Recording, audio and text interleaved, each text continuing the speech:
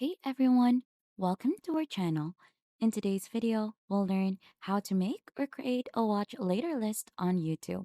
So for us to be able to go ahead and create your own watch later list, then you're onto the right guide. Just go ahead and log in first onto your YouTube account.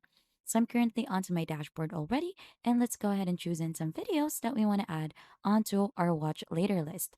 So as you can see, I have this video in here. To add this onto the list, there is a three dots here. Just click onto that and save this to watch later. So there is another option as well. You just click onto the video here.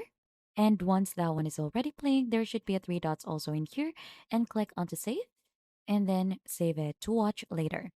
So both of those steps will work to save those videos onto your watch later list. And to go ahead and see them, just click onto the three horizontal lines here to open this panel and just head here onto watch later. So as you can see, we have the list already in here onto the watch later playlist. So there should be an option for you to add more videos as well. Click onto the three dots, click onto add videos in here, and you could search all of the videos from YouTube in here or just paste some URL to add them onto this specific list. And that is just basically it on how to make or create a watch later list on YouTube. And if you think this has been helpful, then don't forget to hit the like, subscribe, and we'll see you on to our next video.